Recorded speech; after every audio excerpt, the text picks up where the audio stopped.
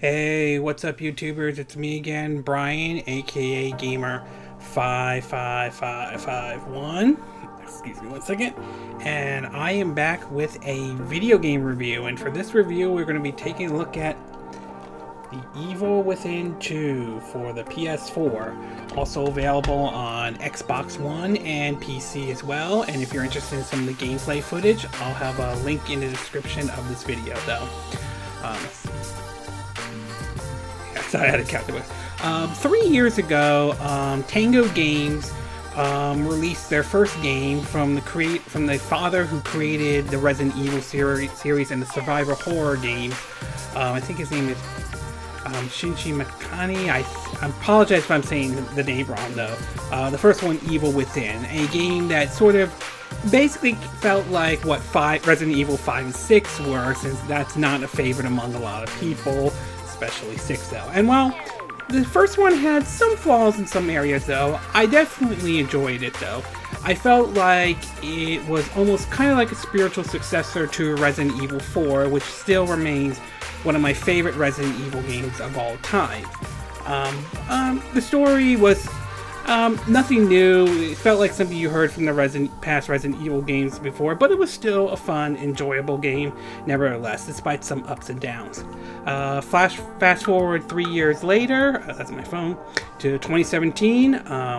We've had Resident Evil 7 released earlier this year to try to bring the series, try to win people back after the disappointment of 5 and 6. Some things they did right, some things they did wrong as well. But overall, it was still a good game. Not as good as Resident Evil 4, but still enjoyable nevertheless. And now we got the sequel, Evil Within 2. The second game from the sequel to the first Evil Within game. And after playing it for the last about 2 weeks or so, I will say there are some areas where the game I do think is an improvement and some ideas that I like. But some areas I'm not some small minor areas, let's just say, that I'm not a big fan of. So let's get started with the pros and the cons. We'll start first with the pros. So let me get this first one out. Alright. The first one we will say is the game is scary as hell though, okay? Like the first one though, the game still has that survival horror and that fear and element. I like how the way the mood is kind of set up where things are just like totally quiet and all that stuff. You could have like enemies come out of nowhere. There's one scene where you're trying to get out of a room, but you have to get like a key card. But while you're doing that though, you have to avoid being stalked by this crazy female creature lady, and that just gets your heart pumping like right off the bat though. So the game does have that fear and horror element into the game, much like it did with the first one though, but this time it's still there and I really enjoy it. So as far as the fear and horror, that still remains within the Evil Within 2, and that's good though. The next one I do want to point out is the crafting and upgrade system. Now in the first game you did find these green gels, and you use those to basically upgrade your character, ranging from how many more bullets they can carry into their weapon to upgrading their ability to, increase their energy, increase their life bar, increase their stamina, and so on. So it all tied into the green gel.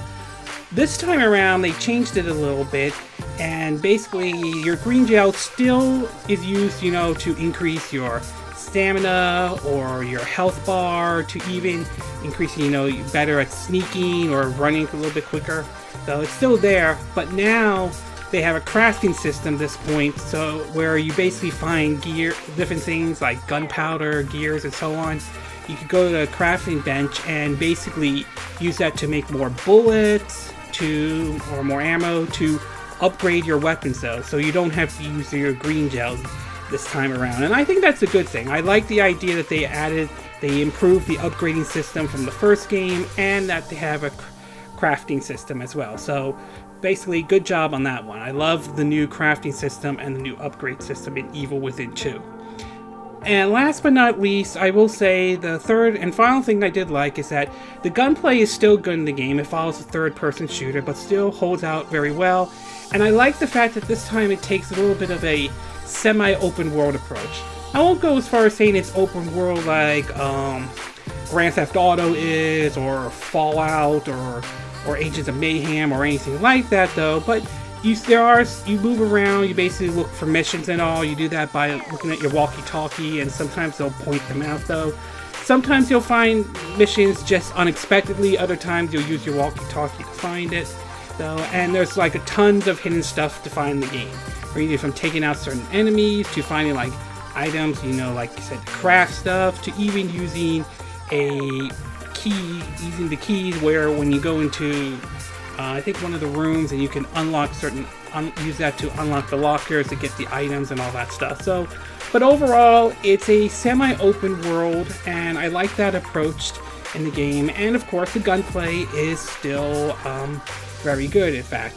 And also love the fact that they added a sniper rifle, so you can sort of pick off enemies in the distance as well, though. So, but overall, gunplay's good, and I like the semi-open world approach that they did with the Evil Within 2.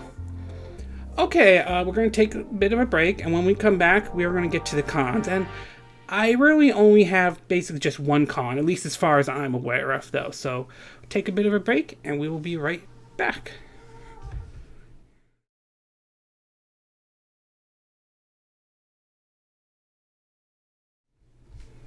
Okay, and we are back with part 2 of our video review of the Evil Within 2 for the PS4, again, also for Xbox One and PC as well.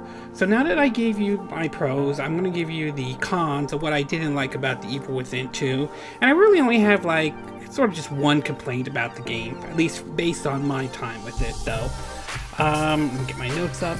The only con I have really with the game is that the story, the story isn't terrible or anything like that. But in a way, it feels like it's sort of like if you play Resident Evil, it feels like we've been down this road. This one guy is Sebastian Collier, if I'm saying the name correctly, is fighting Mobius, this evil corporation, much like, you know, how Chris Redfield and his friends were fighting the Umbrella Corporation back in the Resident Evil, or the early Resident Evil heydays, though. So, in other words, the story's not terrible, at least based on my time with it, but it's nothing special. But I will say the game kind of gets off to sort of a slow start. You go through a lot of the tutorials and so on, and I feel like the game doesn't really pick up until you get to like the third act, when you start, you know, doing a lot of, you know, ranging from the side quests to sort of moving around the semi-open world to confronting enemies or avoiding them, depending on what difficulty you're playing the game. I'll be honest with you, as a disclosure, I'm playing the game on casual. I know I'm not going out saying I'm a true hardcore gamer or anything like that, though I chose to play it that way, though. Others might choose to play a much higher difficulty, but that's their own taste and all. But anyway, the game does start off a little bit slow. And like I said, it doesn't pick up until the third act when things start picking up the pace. So it is a little disappointed about that, though, but not a huge problem, at least for me. And like I said, story isn't nothing special. It's not terrible, it's not awful, it's just nothing really special at all. So overall, Evil Within 2 is definitely a good game. It improves upon some areas with the sequel thanks to the crafting and upgrading system, though, and I like the fact that it takes sort of an open world kind of approach, though. The story isn't anything special, but it is still enjoyable nevertheless, though. And I gotta say, for this game, I find it kind of puzzling that there wasn't really a huge marketing for Evil Within 2, and it kind of showed that a little bit when the game came on sale for the UK, as it ranked at number 3rd as the best-selling game there, with a, from what I understand, a 75% drop in it compared to the first one. That's pretty big. I don't know why that happened for that game. Maybe people weren't interested in it, or they didn't like the first one, or perhaps they didn't market it very well. I mean, like I said, I'll be honest with you, the marketing was... I rarely saw a whole lot about this game compared to maybe here and there and all that stuff, but putting that criticism of Bethesda's marketing aside on this, overall, so far I've enjoyed Evil Within 2. I think it is a good sequel. I think it improves upon some areas, though. I will say, if you didn't like the first one, probably not going to change your opinion with the second one. Not everyone is a fan of the main character, Sebastian. Probably won't change your opinion. That said, if you like the first one, then you'll probably enjoy the second one as well, though. So overall, It's a good horror game. I enjoyed it. I would recommend it, but if, like I said, if you like the first one, you'll like this one. If you didn't like the first one, you probably won't like this one at all, though. Okay, this concludes my video review of the Evil Within 2 for the PS4, though. And again, these are my opinions, but what are yours? Do you think Evil Within 2 is an improvement over the first one? Do you like the new crafting and upgradable system? Do you like the fact that it takes a little bit of an open world approach this time around? Is the game scary? Do you find the game scary though? Excuse me. Do you agree with what I said in this review? Do you disagree with what I said in this review? Do you have a difference of opinion? As always, sound off on the comment section below. Let me know what you think. And I hope you hit that like button. I would appreciate it. And I hope you do subscribe to my YouTube channel. Also, feel free to share this video if you want to. And feel free to donate to my channel if you like. You can do it through PayPal me or through Patreon. Links will be in the description of this video. It's evening in Southern California, so I'll be getting ready for bed soon. And I will see you again next time when I do another video. Hopefully that will be soon. Until then, from Southern California, I wish you all a good evening then.